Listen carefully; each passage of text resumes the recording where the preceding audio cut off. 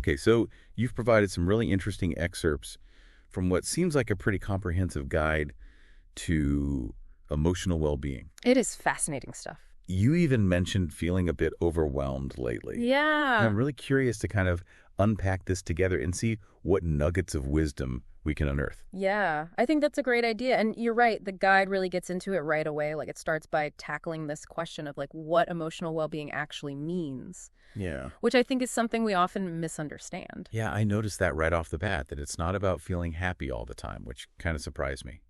Right, and that's such a common misconception. Yeah. And I think the guide emphasizes that it's more about, like, experiencing the full spectrum of emotions, you Right. know, joy, sadness, anger, fear even, Right. but responding to them in healthy ways. Yeah. And it specifically mentions, like, recognizing your own emotional patterns, something that you touched on in your notes Yeah. when describing how your energy dips in the afternoon. Oh, wow. Yeah.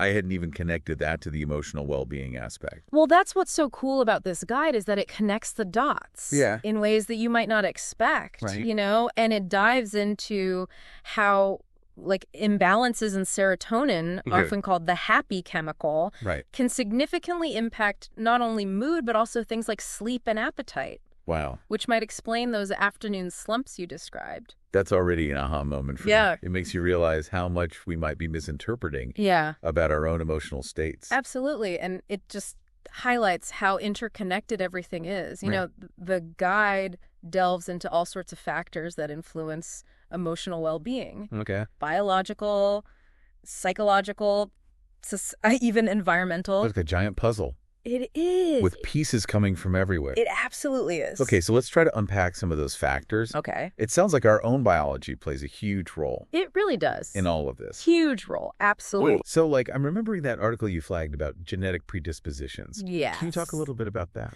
Yeah, so the guide talks about how our genes might actually influence how our bodies process stress hormones, Oh, yeah.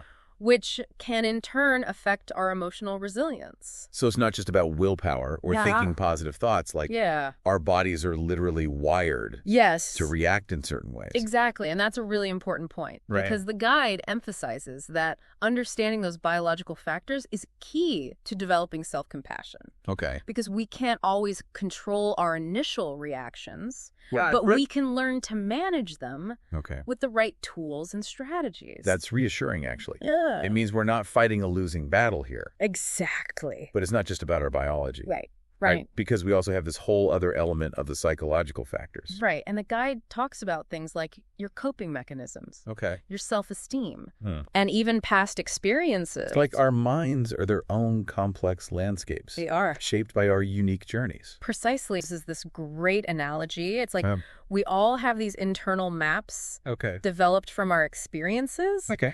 and these maps influence how we navigate the world, Mm-hmm. how we respond to stress, Right. and how we build relationships. That makes so much sense. Yeah. And it's not just our internal world either, right? Yeah. Because the guide also talks about how our social and environmental surroundings Yeah. play a role in our emotional well-being. For sure, our environment sends us constant signals Yeah. that impact our emotional state. Okay. And the guide specifically mentions how access to nature can reduce stress hormones and improve mood.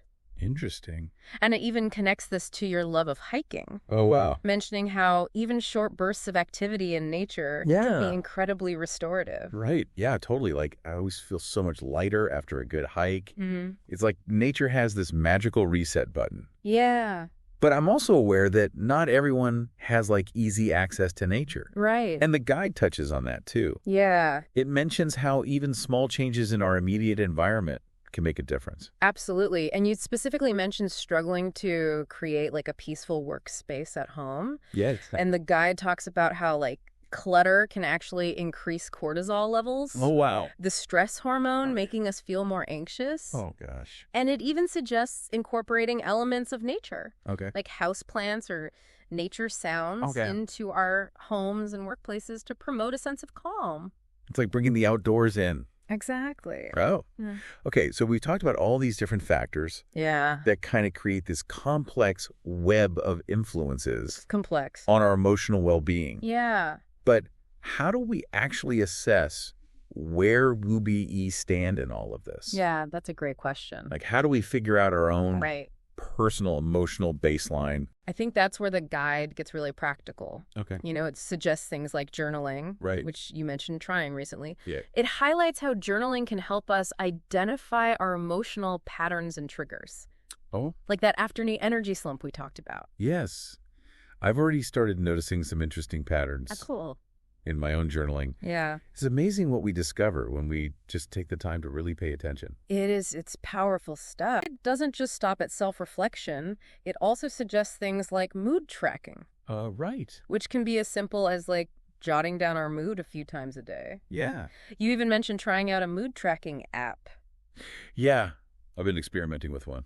How's that going? It's been really cool. Actually, it lets me log my mood and like what activities I'm doing. Okay. And it's fascinating to see the correlations. Yeah. Like even just 15 minutes of reading before bed Yeah. seems to improve my sleep quality. That's awesome. Yeah. That's a perfect example of the kind of like personalized insights these tools can provide. Yeah. It's not about following like a one-size-fits-all approach. Yeah. It's about figuring out what works for you. Right. And the guide stresses that if those self-assessment tools feel overwhelming or if you're struggling to kind of make sense of the information, seeking professional guidance is always an option. Right. Like having a personal trainer Yeah, exactly. for our emotional well-being. Exactly. They can help us understand Yes. those deeper Yeah. patterns and develop a personalized plan. Totally. And just like with physical fitness, sometimes we need a bit of expert guidance Right. to reach our full potential. Okay, so let's say we've assessed our emotional well-being. Okay. We're starting to understand our patterns and triggers. Mm-hmm. What are some practical things we can do Yeah. to level up our emotional game? I love this part. I know you were excited about this section of the guide. This is where it gets really empowering. Yeah. The guide is packed with actionable strategies, and one of the things that stood out to me was its emphasis on mindfulness. Okay. And not just in like the traditional meditation sense. Right. It talks about incorporating mindfulness into everyday activities. I'm intrigued. What does that look like in practice? Well, remember how you mentioned feeling overwhelmed by your to-do list? Oh, yeah, all the time. The guide suggests a simple practice. Okay. When you feel that surge of overwhelm, Mm-hmm. just pause for a moment. Yeah. And take 3 deep breaths, Okay. really focusing on the sensation of your breath. Okay. This can help calm your nervous system and bring you back to the present moment. It's like hitting the reset button Yes. in the middle of chaos. Exactly. And it's something you can do anytime, anywhere. Right. It's a simple yet powerful technique to interrupt that cycle of stress and overwhelm. Totally. And speaking of managing stress, the guide dedicates an entire section to the power of physical activity, Yeah. something I know you're passionate about. You're always talking about those early morning runs, That's right. and it's not just about the physical health benefits. Right. Those are fantastic, too. Yeah. Exercise releases endorphins, Okay. those feel-good chemicals Right. that can boost our mood and even help alleviate symptoms of anxiety and depression. Wow. You mentioned feeling a bit down after work lately. I have, yeah. The guide actually suggests that even a brisk walk outside Yeah. can shift our energy and improve our mood, Interesting. like a quick mood makeover. That's a much less daunting prospect than a marathon. Exactly. I can totally get behind a quick walk to boost my mood. There you go. And the guide doesn't just talk about exercise and mindfulness. It also emphasizes the power of social connection. Absolutely. We are social creatures by nature. Yes. And the guide highlights the importance of nurturing healthy relationships, Yeah. setting boundaries in those relationships, and Yeah. making time for connection. Yeah, that's huge. It even suggests planning like a weekly coffee date with a friend. Go with dedicated time to connect and de-stress. I love that. You mentioned feeling disconnected from friends lately. A little bit, yeah. Perhaps this could be a good strategy to explore.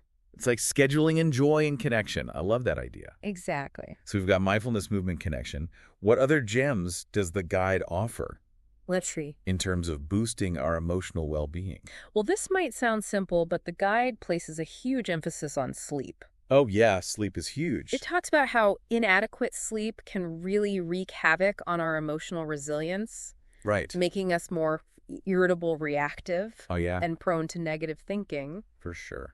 I'm definitely not my best self when I'm sleep deprived. Me neither. I turn into kind of a grumpy monster. The guide actually uses that exact analogy. Does it? Sleep deprivation turns us into our own worst enemies. That's good to know. It even mentions how our sleep patterns can be affected by screen time before bed. Yeah. Remember how you mentioned scrolling through social media late at night? Oh, I'm guilty of it too. the blue light emitted from our devices can actually interfere with our melatonin production, Oh, right. which is a hormone that regulates our sleep-wake cycle. Right. So the guide suggests establishing what it calls a digital sunset, Right. putting away devices at least an hour before bed Okay. to promote better sleep. It's like creating a technology-free sanctuary Yes. for our minds to unwind before sleep. I love that visual. Right. And speaking of nourishing our minds, the guide also dives into the power of nutrition. Ah, yes, the food-mood connection. Yes. It's something I've always been curious about but never fully understood. It's fascinating stuff. Yeah. The guide talks about how our gut microbiome, Okay. essentially the trillions of bacteria living in our digestive system, Right. play a significant role in our emotional well-being. Wait, so there's a connection between our gut health and our mental health? There is. Tell me more. You know how you've been experimenting with incorporating more fermented foods into your diet? Yeah, I started making my own sauerkraut. How's it? It's surprisingly delicious. That's awesome. Yeah. It's fermented foods as being beneficial for gut health. Okay. These foods contain probiotics, Right. which are live bacteria Right. that can help improve the balance of bacteria in our gut. Okay. And a healthy gut microbiome is linked to better mood regulation, reduced stress, and even improved cognitive function. That's amazing. So by simply being more mindful of what we eat, Yes.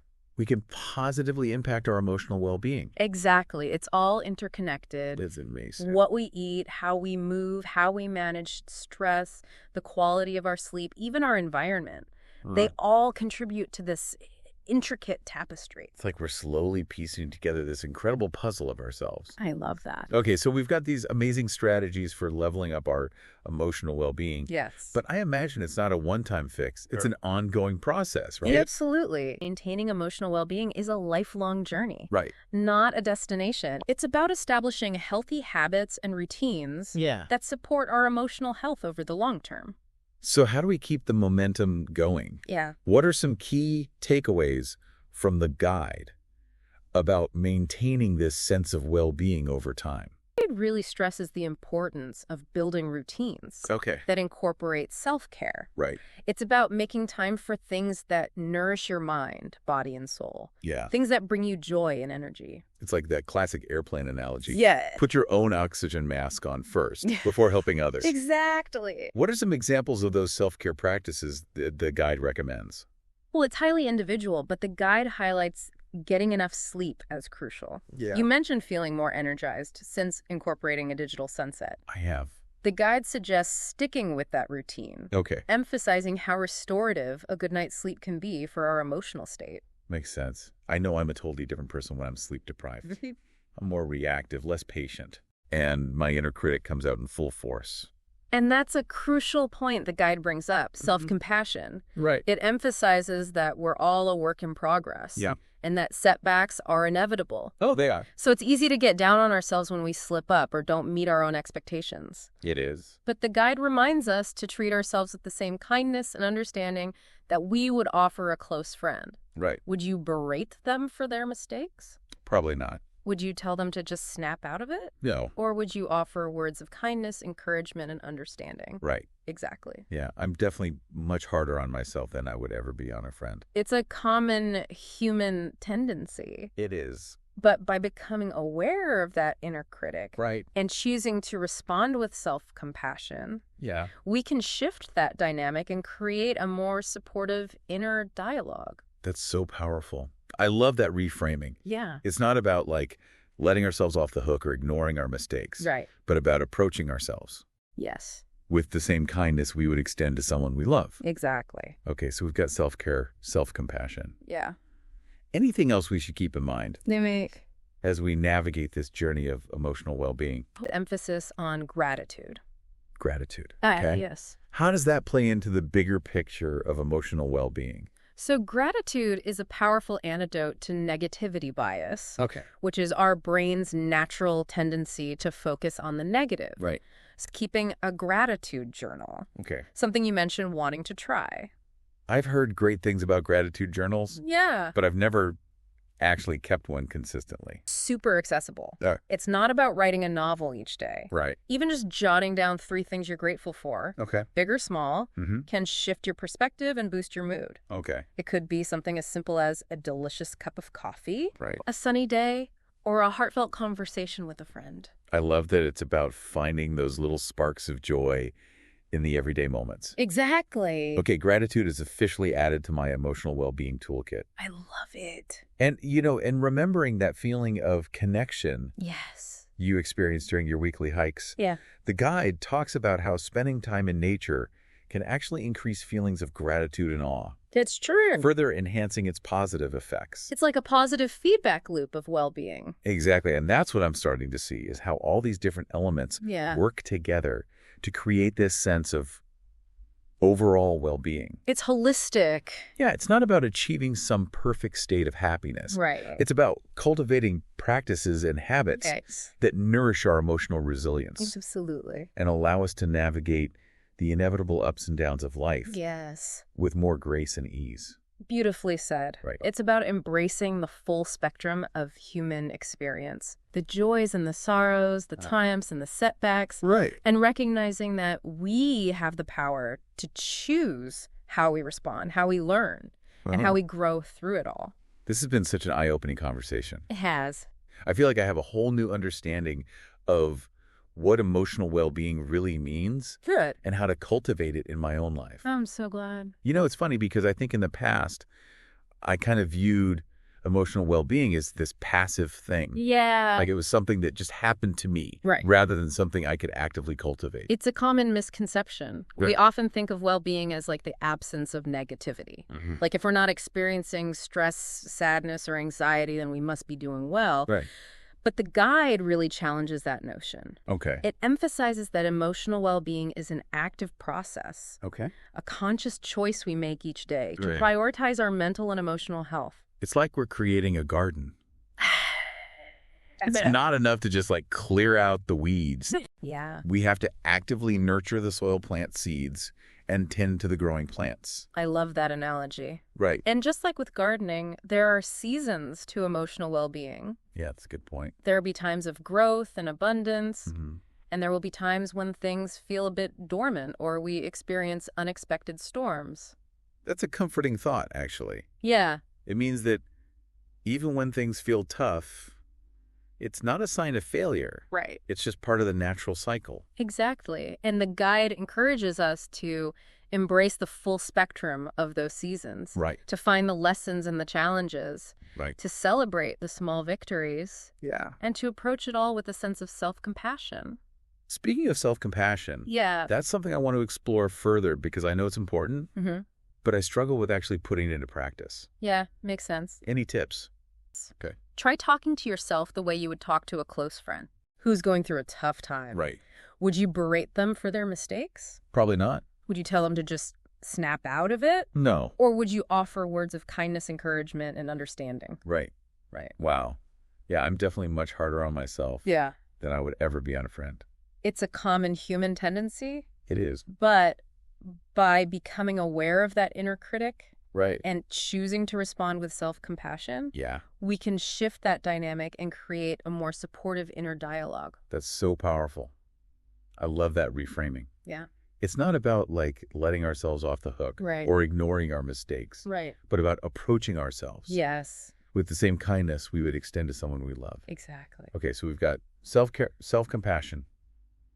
Anything else Let me think. as we kind of like wrap up and think about like, what are the biggest takeaways? Emphasis on gratitude. Oh yeah, gratitude. You mentioned that earlier. Yeah. How does that play into like the bigger picture of emotional well-being? So it talks about how practicing gratitude can actually make us more compassionate people. That's interesting. How does that work? Well, when we focus on the good in our own lives, Mhm. it can kind of shift our perspective I know. and make us more aware of the good in others. It's like gratitude opens our hearts Yeah, and makes us more receptive to the experiences of those around us. that makes sense because when we're feeling grateful and content, Yeah. it's easier to extend empathy and understanding to others. Absolutely. It's like gratitude creates this ripple effect of positivity. I love that visual, and it ties back to what we were talking about earlier. Yes. That emotional well-being isn't just an individual pursuit. Mm-hmm. It's something we cultivate collectively. We do. So as we kind of like come to the end of this deep dive into emotional well-being, Yeah. I'm left with this sense of hope and possibility. Good. It's empowering to know that we have these tools and strategies at our disposal to not only navigate our own emotional landscapes, Yeah. but also to create a more compassionate and supportive world Yes. for everyone. I love that. This deep dive has been such an incredible journey. It has been. It's given me so much to think about Good. and so many practical tools to implement. Good. I'm so glad. I'm feeling inspired and empowered to make my emotional well-being a priority, Yes. not just for myself, Right. but for the ripple effect Yes. it can create in the world. Beautifully said. Thank you so much for guiding us through this deep dive. It's been a pleasure. I feel like I have a whole new understanding of what it means to truly thrive. I'm so glad to hear that. And remember, this is an ongoing journey, not a destination. Right. There will be ups and downs, twists and turns. Of course. But by incorporating these practices and perspectives, Right. we can navigate it all with more resilience, joy, and compassion. Thank you so much for joining me today. It was my pleasure.